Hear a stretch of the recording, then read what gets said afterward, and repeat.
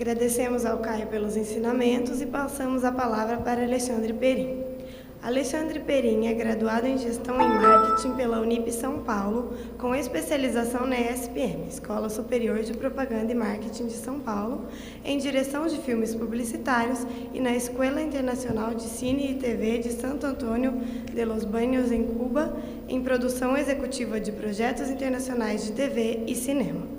Foi diretor de mais de 1000 comerciais para TV nos estados de Minas Gerais, Espírito Santo, São Paulo e Pará. Dirigiu programas nos canais TV Cultura Minas, Rede Record no Pará, GTV em Vitória, TV Tribuna e TV Liberal Pará, afiliada à Rede Globo, na qual foi diretor durante 2 anos. Tem experiência na produção de campanhas publicitárias, de documentários, com mais de 80 trabalhos realizados, e na organização de eventos artístico-culturais. Boa noite. Eu sou Alexandre, gostaria primeiro de dizer ao Caio, ao Tuca e ao Francisco que é um prazer fazer parte dessa mesa com vocês e principalmente de estar falando aqui com o público que eu mais gosto, que é o público universitário, porque quando eu comecei a produzir, eu estava na idade universitária e eu acho que para que a gente continue a fazer isso, a gente tem que ter um gás que começa exatamente nessa idade. Eu queria, antes de começar a falar, saber, eu sei que são cursos de audiovisual, jornalismo e relações públicas. Quem é de audiovisual aqui? Jornalismo e relações públicas? Sim.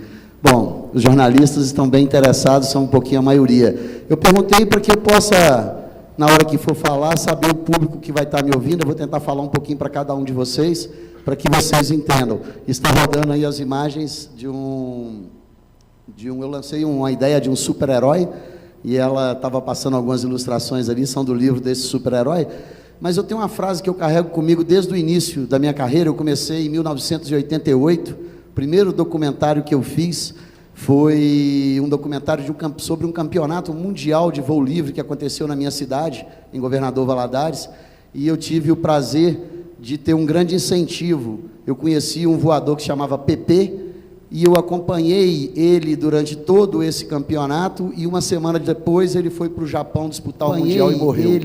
Eu era a única pessoa no Brasil que tinha essas imagens na mão, entrevistas do Pepe, voo dele, e isso me deu um incentivo muito grande. Essas imagens foram parar no Fantástico, e aí eu achei que eu era realmente um cara que poderia ser um grande diretor, ou um grande documentarista. Isso me deu um incentivo muito grande, e eu acho que todo mundo precisa disso.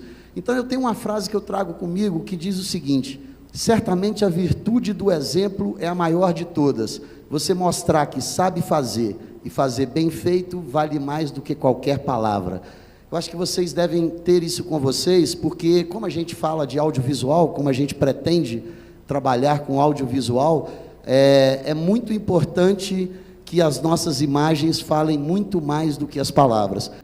Então, primeiro eu queria que a gente lembrasse o que é uma produção audiovisual. É a elaboração e a produção de audiovisuais artísticos, documentais, publicitários, institucionais ou jornalísticos para veiculação em diversas mídias, como cinema, internet, TV aberta e a cabo, e circuitos fechados de programação, entre outros.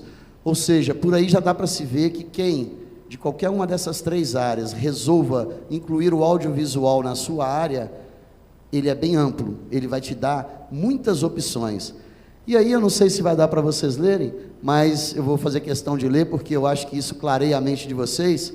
Aonde trabalha o produtor audiovisual? E quando eu falo produtor audiovisual, eu vou explicar depois, porque para mim o jornalista pode se tornar um produtor audiovisual, a pessoa do curso de audiovisual nem se fala, e o Relações Públicas também pode se tornar um produtor audiovisual, como qualquer outro profissional do mercado. Este profissional pode participar de todo o processo de criação, vídeo e filmes, o que inclui roteiro, cenografia, fotografia, iluminação, figurino, animação, edição, direção, sonorização e finalização. Pode também elaborar programação jornalística, esportiva e de variedades. Edita e dirige os programas e supervisiona a equipe de gravação e o trabalho de produtores. Hoje no Brasil, o produtor audiovisual também faz a captação de recursos para novas produções.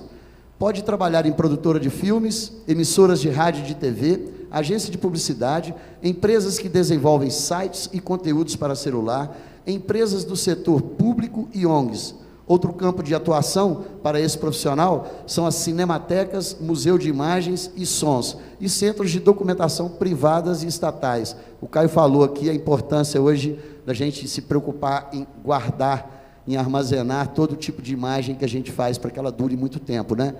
Então, gente, eu fiz questão de mostrar isso para vocês que vocês entendam uma coisa. Quando eu comecei em 1988, as perspectivas de mercado eram praticamente inexistentes.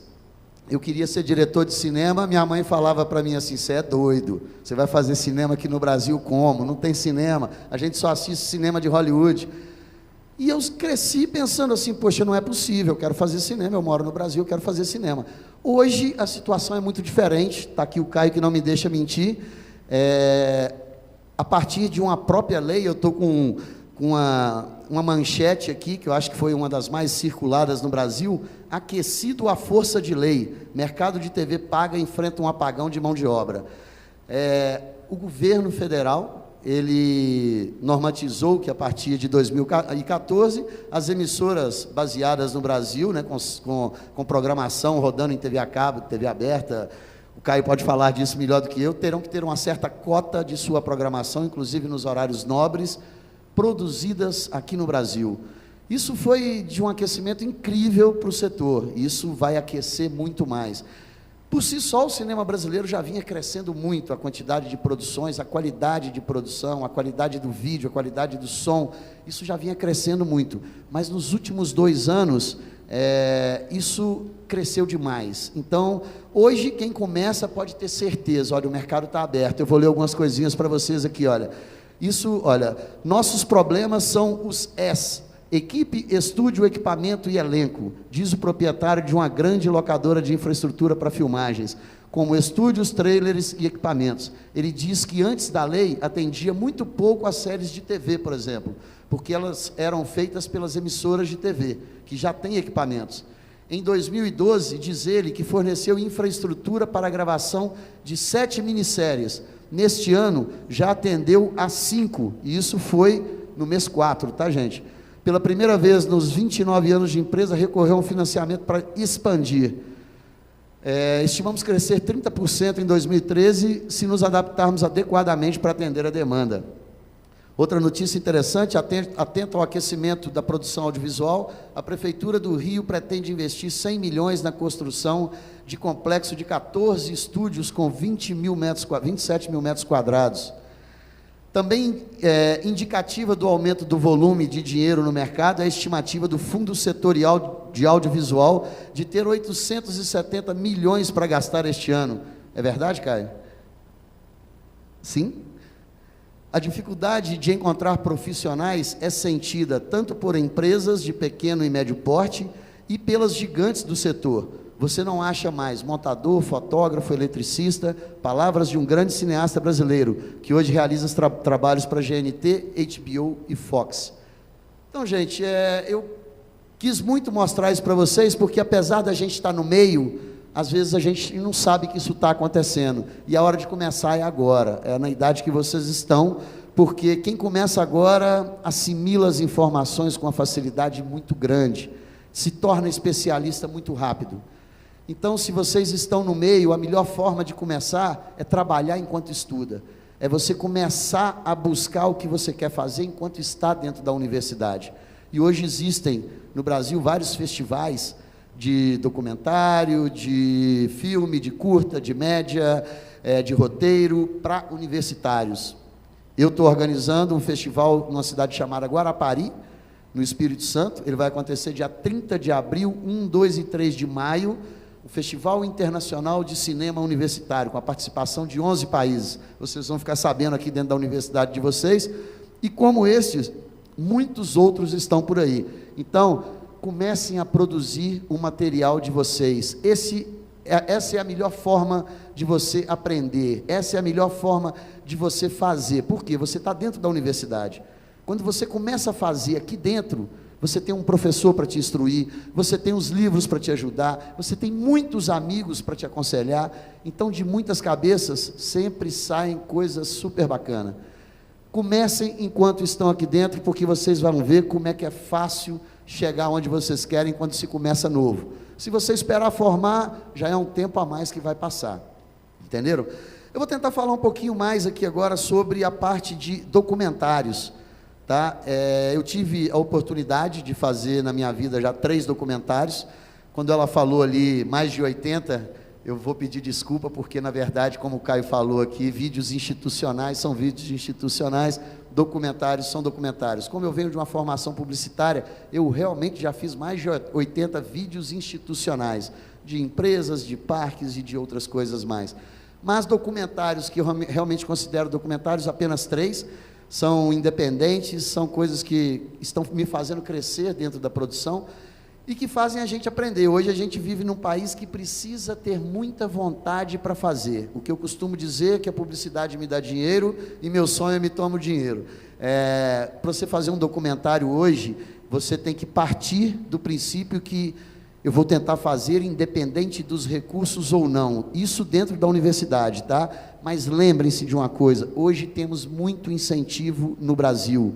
Então tem umas coisas que eu notei aqui, que se você quer fazer um documentário, pense em algumas coisas. Você tem que gostar muito de pesquisa, você tem que gostar muito de ler, você tem que buscar o ponto de vista que ninguém viu ainda. Quando pensar em fazer um documentário, lembre-se, ache o ponto de vista que ninguém viu ainda, porque assim o seu documentário vai se tornar interessante. Assim, as pessoas que, mesmo que já conheçam a história, mesmo que já tenham visto ela várias vezes, eles vão se interessar pelo seu trabalho. Depois, pense muito na organização. Para que você consiga fazer um documentário, você tem que ser muito organizado. Você tem que saber que tudo depende de data, de nome, de lugar, de pessoas, de favores, de direitos autorais e outra série de informações que, se você não for organizado, em algum momento você vai pecar e lá na frente você vai sentir falta. Outro detalhe, planejamento. Um documentário sem planejamento, eu já fiz um, você sai para fazer uma coisa e volta com outra, é mais ou menos assim. Então, assim, se você tem realmente uma ideia na cabeça, uma história muito boa, busque a pesquisa, se organize, mas se planeje para fazer isso. Se planeje muito bem, por quê? Primeiro que normalmente, quando a gente é universitário, quando a gente está começando, a gente sofre de sérias restrições orçamentárias, né? Então, assim, a gente nunca tem dinheiro para fazer. Então, se você se planejar, você consegue ajuda de amigo, você consegue ajuda do pai, do tio, do irmão, você consegue muitos elementos que podem te ajudar no momento certo e na hora certa. É só você se planejar dentro do tempo deles. Lembre-se, quem precisa é você. Então, você se planeja dentro do tempo deles, tá? E o outro é você ter pelo menos um norte na sua frente. Quando a gente faz documentário, é uma coisa incrível, que eu tenho aprendido muito, é que se você não tomar cuidado, você volta com 10 histórias diferentes, você fica com vontade de fazer 10 caminhos diferentes, porque a história muda a sua forma de pensar. Isso já aconteceu comigo, e eu acho que não é só comigo, então eu estou transmitindo para vocês uma experiência própria. Quando você sai para fazer um documentário, quando você inicia a busca, é melhor você criar um norte. Eu vou nessa linha porque esse é meu ponto de vista, porque senão você se deixa influenciar por muitos outros pontos de vista, que você vai achar pelo caminho. Então pensem muito nisso. Tem muitos pontos que o Caio falou ali, o Caio é muito mais experiente do que eu nisso, na verdade eu me considero uma criança. Quando dizem que a vida começa aos 40, ela é verdade. Eu acho que hoje eu tenho a maturidade para poder fazer o que eu quero. Depois de 25 anos aprendendo, eu acho que eu vou conseguir fazer um bom filme, eu acho que eu vou conseguir fazer um bom documentário, ou seja, eu acho que eu estou próximo da onde eu queria. E eu já ouvi isso de alguns outros diretores por aí. A gente vai aprendendo, vai somando valores, vai entendendo que a qualidade tem que estar presente em tudo, que a gente tem que ser exigente, que a gente não pode abrir mão da qualidade para que você tenha um bom trabalho. Ah, mas está ruim o som ali, vamos deixar assim mesmo? Não, não deixa assim mesmo. Se você começar a pensar assim desde novo, quando você adquirir uma certa experiência, quando você estiver trabalhando os grandes trabalhos, isso vai ser sentido na sua personalidade, que se forma agora, dentro do que você faz. Então, gente, eu acho que o profissional de jornalismo, ele é fundamental dentro de um documentário. Eu acho que ele nasce, ele por si próprio, ele já tem o dom da pesquisa, né? O cara, quando ele quer ser um jornalista, ele é um pesquisador nato.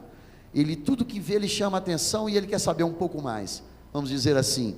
E a pesquisa é algo fundamental para um grande documentário. Eu acho que o documentário que não tem pesquisa, ele nem é um documentário. Então, se você é um jornalista, pode levantar o dedo, porque você tem a chance de ser um documentarista, certo? Você tem muitos outros caminhos a seguir, mas eles não te separam do documentário. Você pode ser um jornalista de rede, um jornalista impresso, de um veículo impresso, da internet, seja qual for o caminho jornalístico que você vai seguir, ele vai te dar muitas ferramentas, muitos elementos para que você produza um documentário. Então, estejam acordados para isso, estejam ligados nisso. Como o Caio falou, os editais estão aí, certo? Para quem quer, para quem tem a disposição de buscar uma grande história, de retratar uma grande história, um grande momento, um grande acontecimento. O documentário é uma coisa fascinante, né? Você tem como buscar e mostrar para pessoas, às vezes, coisas que elas não conhecem, pessoas que elas não conhecem, histórias que elas não conhecem a fundo. Porque hoje, cada dia mais, a gente está acostumado a ver tudo por cima, né? A gente vive de manchetes que aparecem na primeira página do UOL na hora que a gente liga o computador. Então, o documentário é a possibilidade que a gente tem de estudar um assunto a fundo, de buscar detalhes sobre fatos. Então, isso é muito rico. O produtor audiovisual, ele tem muitas formas de se encaixar dentro de um documentário, né? Desde a equipe técnica, desde da produção, desde a concepção do documentário, da direção do documentário.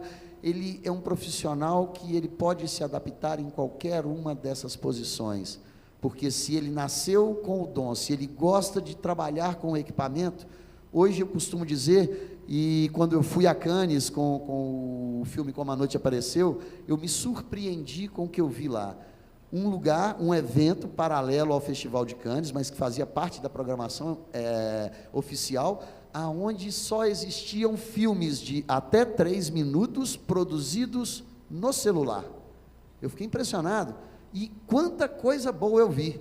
Como é possível, como o Caio falou, hoje o celular já filma em Full HD, uma boa ideia na cabeça e apenas uma ferramenta na mão, você consegue fazer muita coisa. Então, gente, eu acho que assim, a falta de dinheiro, a falta de condições, ela realmente é desculpa, mas é só desculpa.